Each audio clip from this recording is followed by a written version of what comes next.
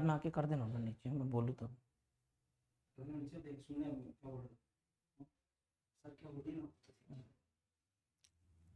नमस्कार साथियों, जय हिंद जय भारत।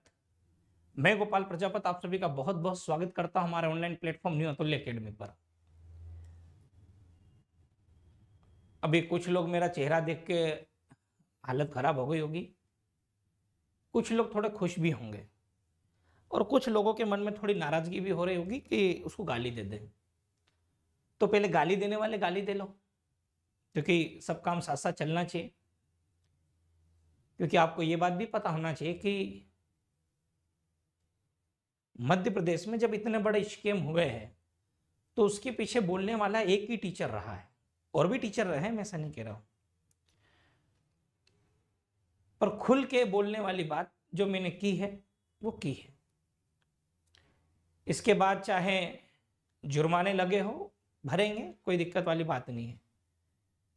पुलिस द्वारा उठा लिए गए हो, कोई दिक्कत वाली बात नहीं है, वो चीजें भी सहन कर जाते हैं। सबके मन में ये था, सर कहाँ है कहाँ है कहाँ है कहाँ है, सब चीजें थी और सब बातें भी थी, सब बातें भी करेंगे। अभी जो कुछ तथ्य निकल के आए पहले उसके ऊपर हम बात करते हैं। अभी आपने देखा होगा कि CSIR वाला एग्जाम होना था और भी जो दूसरे एग्जाम हो रहे थे, जैसे यूपी पुलिस का एग्जाम आप ले लो। यूपी पुलिस के लिए सबसे अच्छी बात यह हुई, सबसे पहले तो यूपी के उन सभी शिक्षकों को मैं दिल से बहुत बहुत धन्यवाद देता हूं जो विद्यार्थियों के हक अधिकार के लिए खुल के मैदान में आए। और उससे भी ज्यादा मैं धन्यवाद उन विद्यार्थियों का देता हूं जिन्होंने बिना किसी स्वार्थ के अपने भविष्य को देखते हुए मैदान में उतरे और पेपर लीक का भांडाफोड़ किया और परीक्षा को निरस्त करवाया। और जो पेपर लीक करके जो लोग गए थे और उन फर्जियों को पकड़वाया, और अभी उनसे फर्जियों को फांसी की मांग की एक आवाज भी चल रही है जो ट्विटर पर काफी ट्रेंड कर रही है। तो यूपी के विद्यार्थियों को मैं दिल से बहुत बहुत धन्यवाद, बहुत बहुत बधाई देता हूं। और मैं ये कहता हूं, काश कि हम जैसे लोगों में भी अगर थोड़ी बहुत अक्ल आ जाती तो हम कहीं ज्यादा दूर नहीं जाना पड़ता, हमको बस मध्य प्रदेश से बिल्कुल चिपके हुए राज्य से ही सीख ले लेनी चाहिए थी कि किस तरीके से स्टूडेंट्स प्रोटेस्ट होते हैं। मध्य प्रदेश के प्रोटेस्ट की कुछ अलग कहानी होती है। अलग कहानी इसलिए होती है, एक एक विद्यार्थी के घर जाना पड़ता है, लाइब्रेरी जाना पड़ता, कोचिंगों में जाना पड़ता, बोलना पड़ता है कि हम अन्याय के खिलाफ आवाज उठा रहे हैं, क्या आप हमारा साथ दोगे। बल्कि यूपी में इससे थोड़ा उलट चलता, अगर अन्याय हुआ है तो वहां का लड़का बीच में आता है, मैदान में सड़कों पर उतरता है और अपनी बात सरकार तक पहुंचाता है। यहां पर MP में भी ये प्रयास किए जाते हैं, पर ये प्रयास इतने सफल नहीं होते हैं। उसका रीजन ये है कि लोग साथ देने को तैयार नहीं है, वो बोलते तू तेरा देख। तो तू तेरा देख के चक्कर में ये स्कैम होते आ रहे, और ये कोई एक भर्ती में स्कैम नहीं है, जहां तक मैं जितना समझ पाया हूं, जितना जान पाया, अभी से नहीं है ये स्कैम। जब से ऑनलाइन एग्जाम स्टार्ट हुई है तब से ये स्कैम चल रहे हैं। चाहे वर्ग 2 का पहले वर्ग 1, वर्ग 2, वर्ग 3 का एग्जाम था, फिर इसके पहले इवन आप ये सोचो यार कि MP वर्ग 3 का जो रिजल्ट हुआ था, संविदा शिक्षक वर्ग 3 का जो पेपर हुआ था, इवन उसका तो पेपर पूरा लीक हो गया था। उसके अंदर वो बंदा दिख रहा था जिसने पेपर लीक किया, उसका फोटो वगैरह दिख रहा था, फिर भी उसके ऊपर कोई कार्रवाई नहीं हुई। ना होना भी नहीं चाहिए। क्यों नहीं होना चाहिए? क्योंकि जब मध्य प्रदेश में युवा सोता है तो उसको सो ही रहना चाहिए। अब मेरा काम नहीं है कि गोपाल सर आएंगे आपको जगाएंगे और बोलेंगे बेटा अन्याय के खिलाफ हमें लड़ना है। मैंने प्रयास किए, ऐसा नहीं है नहीं किए, मेरे को आपको जितना जगाना था मैंने आपको जगाया, पर मैं मानता हूं मेरे अंदर कहीं ना कहीं कमी रही है कि मैं आपको उस तरीके का जगा नहीं पाया। सभी लोग बोलते सर आएंगे आएंगे सपोर्ट करेंगे, पर कोई भी उस दिन मंच पर आकर लड़ने के लिए तैयार नहीं था। जब हम इंदौर में भी ज्ञापन देने के लिए गए तो हम हमारे हैंड से जितने बच्चे कर पाते यार बेटा चलना यार ये हुआ, तो हम जाते थे वहां पे और प्रोटेस्ट करते, हम हमारा ज्ञापन देके आते थे। पर अगर आप अदर जगह जाओगे, दूसरी जगह जाओगे, वहां पर सबसे बड़ा डर यह है कि आप तो एक देखो, अगर आप शिक्षक हो तो आप कोचिंग नहीं चला पाओगे। कोचिंग नहीं चला पाओगे तो उससे क्या होगा कि आपके साथ जुड़ा हुआ जो 40-50 लोगों का जो स्टाफ है उसकी रोजी रोटी पानी की दिक्कत आ जाएगी। आपकी जो टीचर है वो कहां पर जाएंगे, आपके यहाँ जो स्टाफ काम करता है वो कहां जाएगा। ये बहुत सारी समस्या रहती। तो वो लोग सोचते यार कि हमारी 2 मिनट में कोचिंग बंद हो जाएगी, इसलिए हमको प्रोटेस्ट में नहीं जाना चाहिए। क्यों? क्योंकि उनको उनकी रोजी रोटी जाती हुई दिखती है। और कुछ लोग ऐसे भी रहते, नहीं यार, जैसे मेरा स्टाफ है, बोले नहीं सर हमारी चिंता मत करो, आप उनकी चिंता करो जो इस अन्याय के खिलाफ लड़ रहे हैं। जो बच्चे 1-1, 2-2 नंबर से रहे उनके खिलाफ, उनके बारे में आप सोचो कि जिन्होंने तैयारी क्या हुआ और जिन्होंने पैसा दिया उनका क्या हुआ। हमारी लड़ाई तो शुरू से जो टॉपर रहे उनकी जांच को लेकर रही है। कोई व्यक्तिगत स्टूडेंट से तो दुश्मनी रही नहीं है। अभी 2-4 आ जाएंगे उनकी औलादे और यहां पर आके अपना ज्ञान बांटना चालू कर देंगे। तो हमारी लड़ाई तो उन स्टूडेंट से रही नहीं कभी जिनके 120, 130, 140, 150 नंबर है। हमारी लड़ाई तो उसके, और मैंने कभी ये भी नहीं बोला कि पटवारी परीक्षा निरस्त होनी चाहिए, और मैं तो अभी कह रहा नहीं होनी चाहिए ना निरस्त।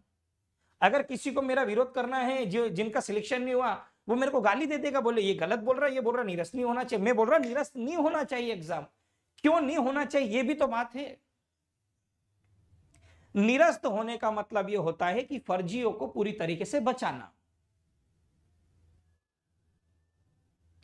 और निरस्त ना होने का रीजन यह देता हूं मैं कि जो फर्जी हैं कम से कम वो पकड़ाए, और हमें उस गैंग के बारे में पता चले कि आखिर मध्य प्रदेश में यह कब से हो रहा था और ऐसे फर्जीवाड़े करके कितने लोग लगे हैं।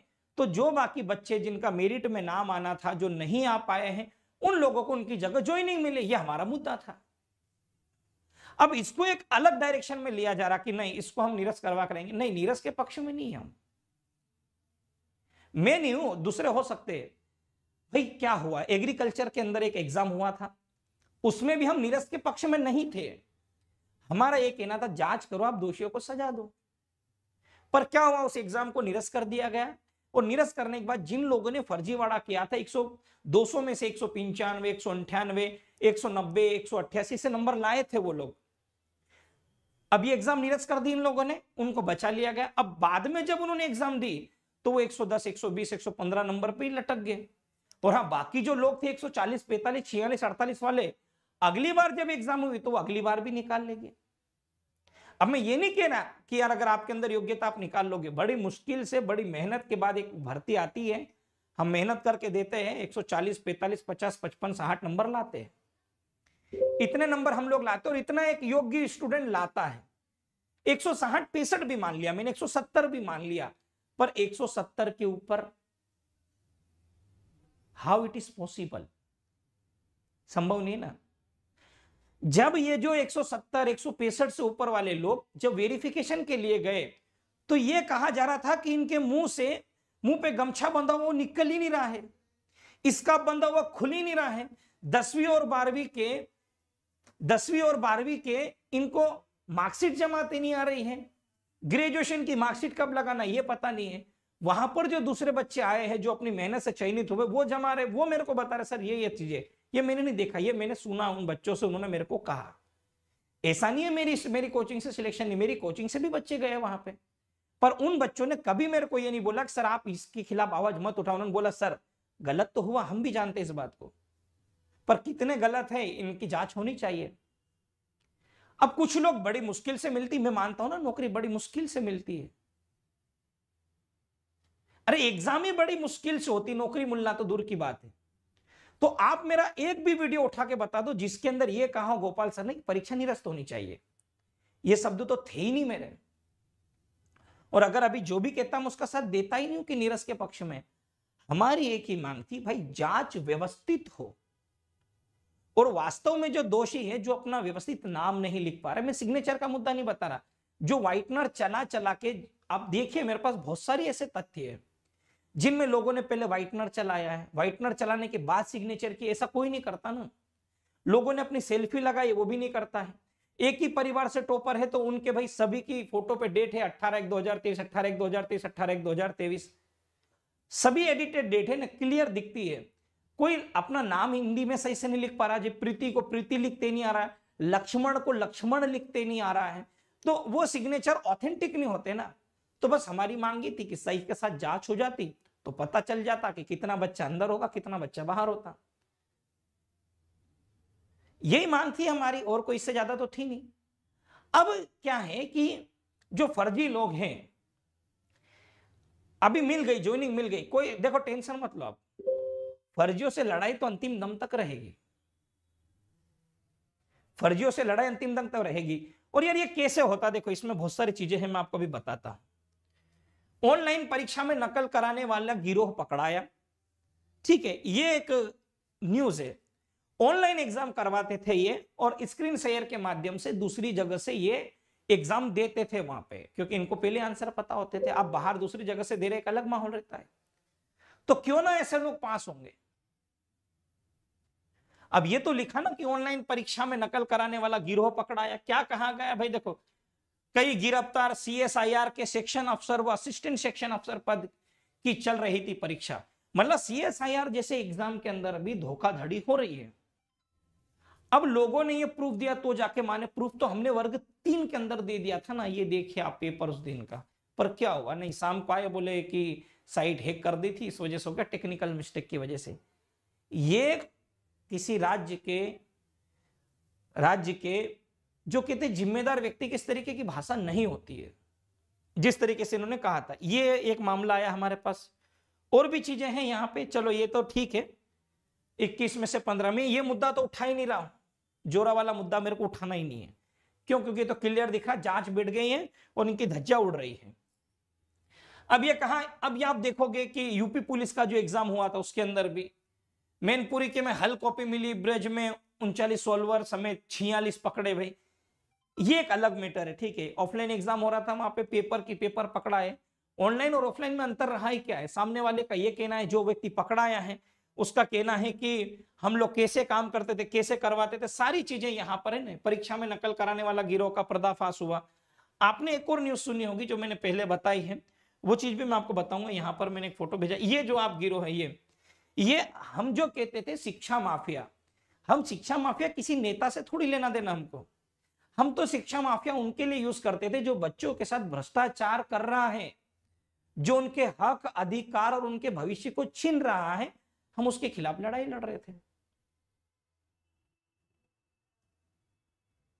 अब लोगों को यह बुरा लग रहा है यार कि हम हमारी मेहनत से चयनित हुए, ये कैसे निरस्त करवा, निरस्त में कह रहा हूं, हम किसी पक्ष में है ही नहीं, हम तो उनके पक्ष में हैं जिन्होंने अविश्वसनीय, जिसकी कल्पना नहीं की जा सकती है, जिन्होंने ऐसा काम कर दिया। हम तो बस ऐसे लोगों का इंटरव्यू चाहते हैं ना भाई, हमको थोड़ी चाहिए। अगर मैं एमपी पुलिस में अगर मान लो सिलेक्ट होता हूं तो लोग पूछेंगे ना मैं कैसे सिलेक्ट हुआ, तो मेरे को जवाब देते आना चाहिए। तो हम यही तो हैं जो टॉपर बने, टॉपरों के इंटरव्यू करवा रहे हैं, उसमें भी नाटक है। बोले नहीं इंटरव्यू नहीं देंगे, भाई टॉपर को क्यों छिपना, पहला प्रश्न है ना, टॉपर को क्यों छिपना।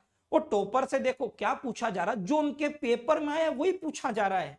भाई यार अभी तो इतना समय मिल गया ना, 6-8 महीने का, इतने में तो याद कर लेना चाहिए साला पूरा पेपर। अब ये सोचो 6-8 महीने में भी उनके अंदर इतनी योग्यता नहीं आई कि उन्होंने जो पेपर दिया था उसी को अच्छे से पढ़ सके, और ऐसे टॉपर है। जब हम बात टॉपर की करते हैं तो जो टॉपर के नीचे जो रहते हैं ना, वो लोग उछल के आ जाते हैं। ऐसा लगता है टॉपर जैसे इनका बाप हो और टॉपर ने इनको पाल के रखा हो, तो बीच में दूसरे कूदने लग जाते। जिससे बात करना उससे तो करने दो, संवाद आप करने नहीं दे रहे हो। जो चोर रहता वो ज्यादा उचकता है कि मैंने चोरी नहीं की है। ये चीजें आज हमको यहां पर देखने को मिल रही है। कुल मिला के ये है, अभी मैं बताऊंगा, अब मैं आगे का स्टेप भी तो बताऊंगा, हमारा आगे की स्टेप क्या है ये भी तो जानना जरूरी है आपको। ज्वाइनिंग मिली मेरे को, कोई दिक्कत नहीं, मिलनी थी ज्वाइनिंग, पर दिक्कत उससे है कि अयोग्य लोग घुस गए उसके अंदर। और इसलिए भी बुरा लगता है यार कि जो बच्चा वाकई में मेहनत करके गया था, जिसके 140, 42, 48 नंबर आए, ऐसे लोग भी है नॉर्मलाइजेशन में जिनके कम नंबर हो गए, थोड़े कम हो गए तो वो बाहर हो गए। पर अगर सही तरीके से अगर एग्जाम हुई होती तो पहली बार तो इसका इतना कट ऑफ जाता ही नहीं। जो एवरेज कट ऑफ उससे 4-5 नंबर जरूर कम जाता। जितना जो कट ऑफ गया है उससे 4-5 नंबर मेरे अकॉर्डिंग कम जाना था। तो इसमें उन बच्चों का भला होता जो वाकई में तैयारी कर रहे थे, पढ़ रहे थे, जिन्होंने 8-8, 10-10, 12-12, 16-16 घंटे लाइब्रेरी में बिताए हैं, जो 5-5, 6-6 साल से, 2-2, 3-3 साल से लगे हुए थे।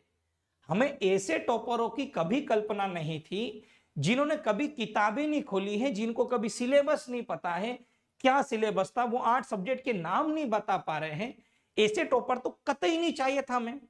और इस मध्य प्रदेश के राजस्व विभाग में पटवारी का सबसे बड़ा योगदान होता है। अगर हमारे फर्जी पटवारी चले जाएंगे, पटवारी लोग, तो कैसे काम होगा। और ये पटवारी नहीं बने, एक बात मैं आपको बता दूं, ये सहायक विस्तार विकास अधिकारी बने हैं। समझ रहे आप इस बात को? इनके नीचे पटवारी लोग आएंगे। तो अब जैसे देखो, पटवारी की जो संख्या थी पोस्ट में ज्यादा, तो नाम तो ये लेंगे ना, पटवारी फर्जीवाड़ा। पर इसमें जो नॉन एग्जीक्यूटिव पोस्ट थी, कोई एग्जीक्यूटिव पोस्ट थी, उसके अंदर बड़े बड़े पद थे जो अच्छे नंबर लाने पर ही आपको मिल सकती थी। तो मेरा यह मानना कि अगर अच्छे से अगर जांच होती सारी चीजें, तो 150 148 नंबर वाला बंदा भी अधिकारी बन सकता था। पर नहीं, फर्जियों की गैंग एक्टिव होती है, वो काम करती है, और फर्जियों को मेहनतियों का सरदार बना दिया जाता है। फर्जियों को, जो मेहनती बच्चे जो पढ़ के गए, उनका सरदार बना दिया गया उनको वहां पे। अब इन गधों को आता क्या है? देखो, कुछ ईमानदारी से भी गए, मैं उनका नहीं कह रहा हूं, पर जो फर्जी तरीके से गए, मैं उनके बारे में बात कर रहा हूं। और यहां पर अभी आपने देखा होगा, लगभग 150 लोग पकड़ाए थे यूपी पुलिस पेपर के पहले।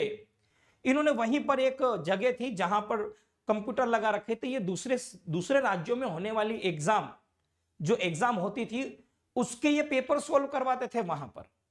अब ये गिरोह पकड़ा गया, पर इनसे किस तरीके की जांच हुई, यूपी में पकड़ाए, तो हम एमपी की बात कर नहीं सकते। वहां कर सकते हैं, प्रश्न पूछने में कोई जाता नहीं है, पर यकीन मानो धीरे धीरे ये फर्जी लोगों की सारी कुंडली बाहर निकलेगी। सरकार से कोई लड़ाई थोड़ी है, फर्जियों से लड़ाई हमारी, जो मेहनत करता है। और देखो, अब ये मत उम्मीद करो आप कि अब आने वाली परीक्षा में क्या होगा, गेम हो चुका है। जिसके आप रिजल्ट, जिसके परिणाम का इंतजार देख रहे, रुको तो सही बेटा, रुको तो सही। कुछ बात होगी तो ही बात मैं आपसे कर रहा हूं। अब जैसे और चीजें देखो, आप पहले देख लो, फिर अपन बात करेंगे यहां पे। अब यार देखो, अब जो फर्जियों के जो आका एक्टिव हुए हैं, उनको पहले समझ लेते अपन क्या है। अब मैं कुछ बातें कह रहा हूं, वो बातें जरा मेरी ध्यान से सुनना स्टूडेंट्स। अब हम काम की बात कर रहे हैं, हमें क्या करवाना है। देखो, मेरा आप सभी से निवेदन है, जो जो स्टूडेंट है उन सभी से मेरा निवेदन है, और निवेदन क्या है समझना। हमें लगानी है अब आरटीआई। देखो, ये मैं अपने सुझाव बता रहा हूं, ठीक है, मेरे पास जितनी जानकारी है, मैं वो जानकारी तो है मेरे पास, पर हमें अब आरटीआई लगानी है। आरटीआई लगाकर क्या जानकारी लेनी है, ये आपकी भी जिम्मेदारी बनती, आपको भी ये काम करना है। जो फर्जी, देखो आज नौकरी लग जाएंगे बेटा, कब तक रहेंगे पद पर, ये भी तो बताओ। कहावत है ना कि बकरे की मां कब तक खीर मनाएगी, कभी तो ईदी आएगी, कभी तो ईदी आएगी। तो आरटीआई लगाना है। आरटीआई लगा के आपको क्या करना है, जो टॉपर है, जो टॉपर है, लगभग 200 लोग मान लो अपन, 200 लोग या 500 लोग जो भी है, आरटीआई के माध्यम से आपको इनका एडमिट कार्ड रिजल्ट, और एडमिट कार्ड मांगो, रिजल्ट मांगो, और आप यहां पर क्या मांगना, इनका फॉर्म का भुगतान रसीद। ये आरटीआई लगाकर आपको भी जानकारी लेना है, फॉर्म के भुगतान की रसीद मांगना है।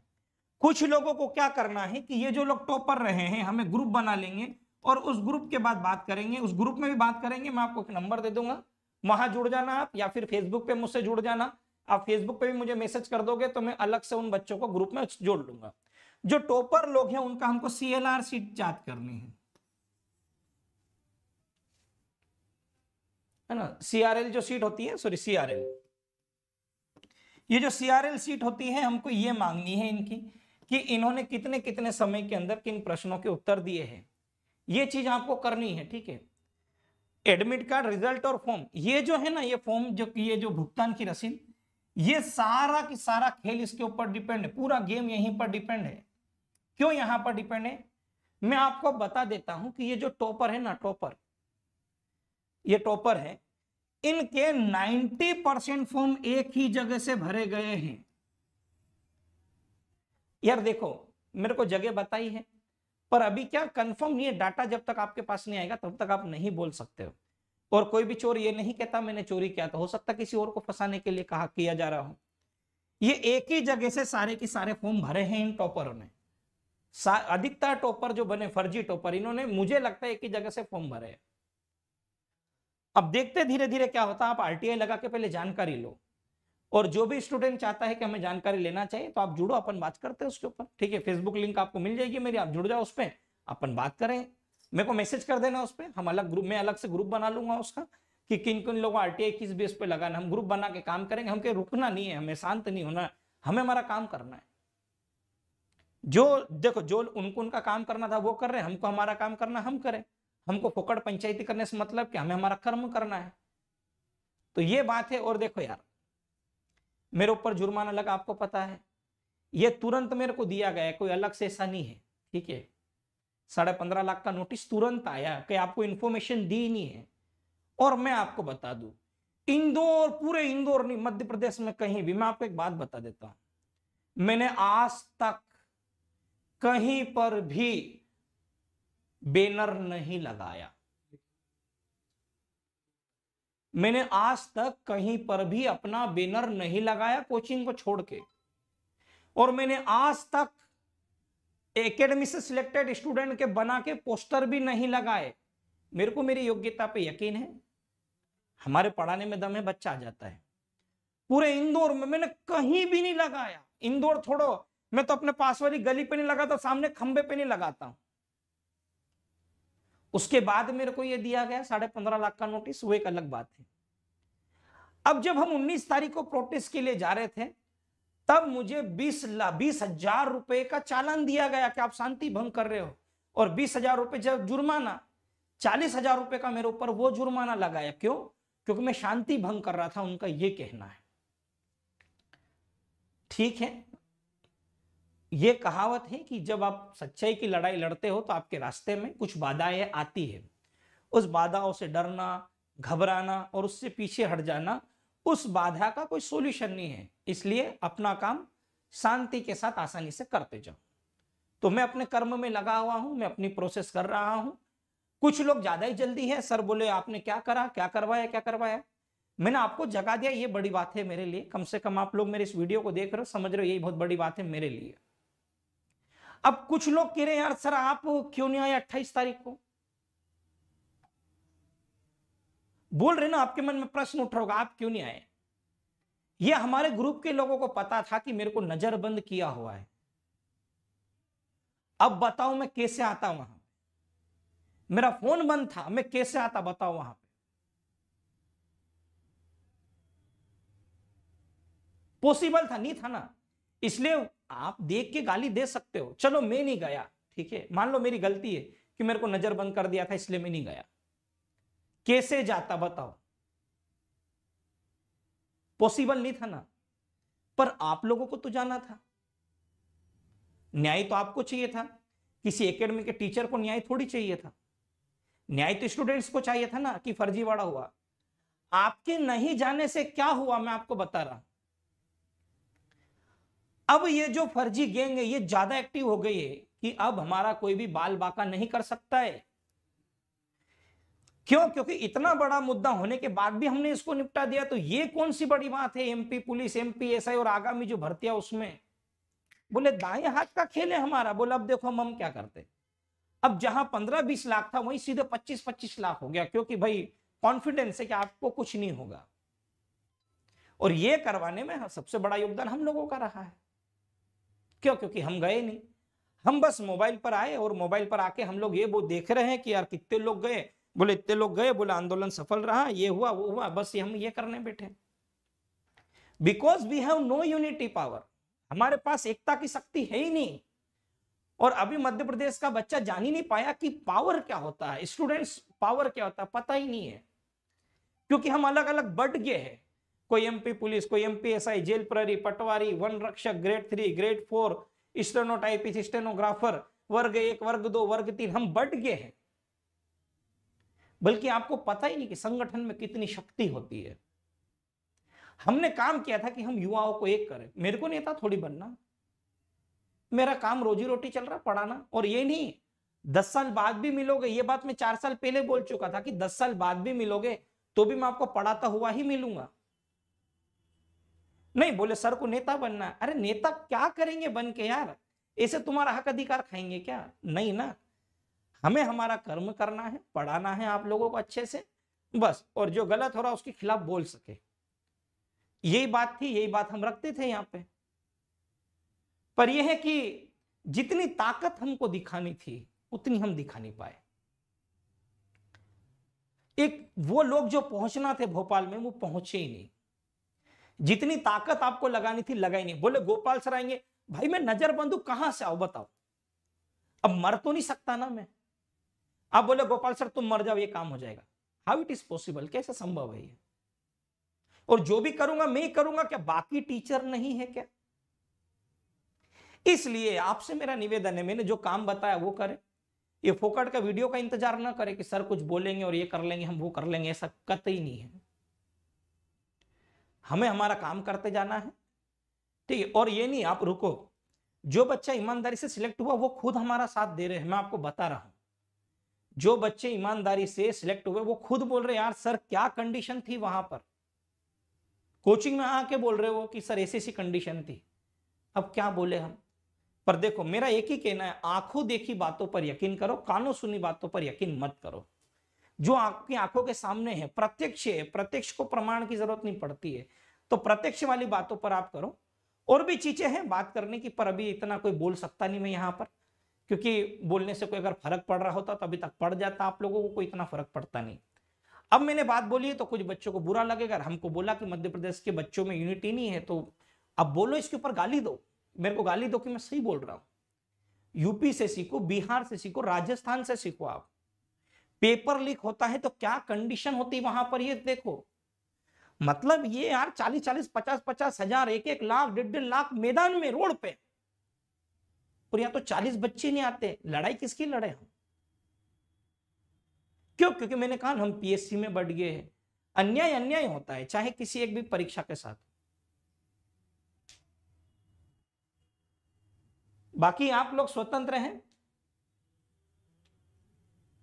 आप लोग अपने हिसाब से भी करो। अब यार देखो, अब उन बच्चों का दर्द समझो जरा, जो अगस्त माह में एमपी पुलिस का एग्जाम देके दौड़ रहा था कि यार सितंबर में रिजल्ट आएगा, अक्टूबर में आएगा, नवंबर में आएगा, चलो दिसंबर में आएगा, जनवरी में आएगा, फरवरी में आएगा, मार्च में आएगा, उसका क्या? वो बच्चा तो दौड़ रहा ना कंटिन्यू।